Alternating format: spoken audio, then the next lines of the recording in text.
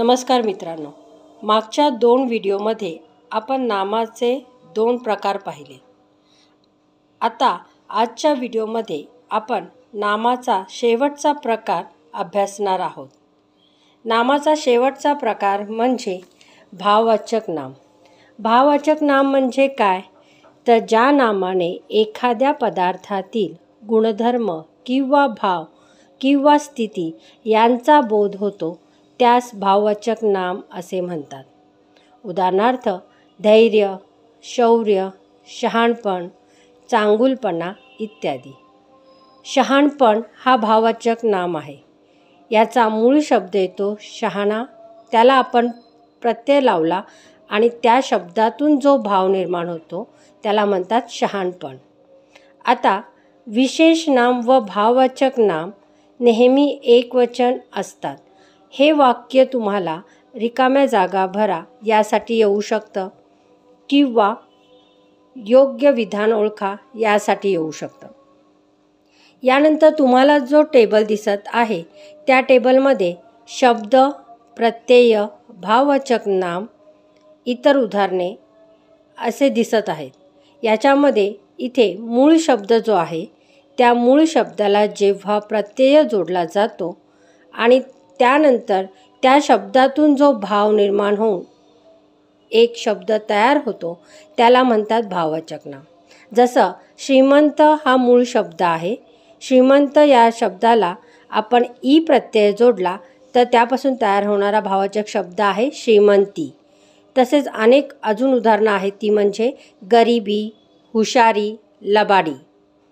तसंच मनुष्याला त्व प्रत्यय जोडला तर त्यातून तयार होणारा भाववाचक नाम आहे मनुष्यत्व.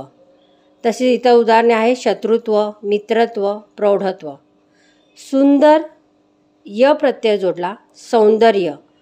इतर उदाहरणे आहेत माधुर्य, धैर्य, गांभीर्य. शहाणापणपणा, शहाणपण किंवा शहाणपणा. इतर उदाहरणे आहेत नम्रपणा, प्रामाणिकपणा. म्हणजे एखादा व्यक्ती प्रामाणिक आहे, मग त्याच्यामध्ये कोणता भाव लपलेला असतो? तो प्रामाणिकपणाचा. मग तिथे कुठला प्रत्यय लावला आपण? पणा. नवल प्रत्यय आहे आई, नवलाई. इतर उदाहरणे आहे चपळाई, दांडगाई. शांतता, शांतता. क्रूरता, नम्रता, समता. पाटील की, पाटीलकी. भिक्षुकी, आपुलकी.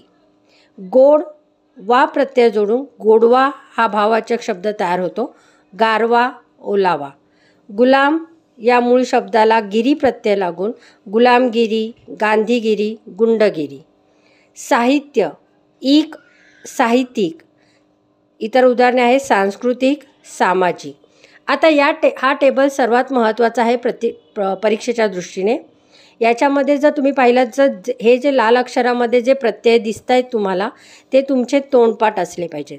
याचं कारण यासाठी आहे की जेव्हा कोणताही परीक्षेला प्रश्न कसा विचारला जातो की श्रीमंत या शब्दाला कोणता प्रत्यय लागलेला आहे, तर श्रीमंत या शब्दाला ई प्रत्यय लागलेला आहे आणि तयार होणारा भाववाचक शब्द तयार होतो श्रीमंती. किंवा परीक्षेला असं देतात की तुम्हाला एखादा भाववाचक शब्द देतात. फॉर एक्झाम्पल गुलामगिरी. गुलामगिरी या भाववाचक शब्दाला कोणता प्रत्यय लागलेला आहे? गिरी. किंवा पाटीलकी या शब्दाला कोणता प्रत्यय लागलेला आहे? तर की.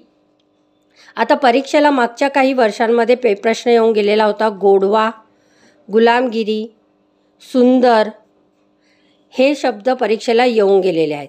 त्यासाठी हा टेबल तुमचा पाठ असला पाहिजे. सर्वात महत्त्वाचं या टेबलमध्ये जे आहे ते आहे हे प्रत्यय. तुम्हाला हा नामाचा प्रकार समजलेला असेल. आता पुढच्या भागामध्ये आपण पाहणार आहोत सर्वनाम. शब्दांच्या जातीतली दुसरी जात ती आहे सर्वनाम. धन्यवाद.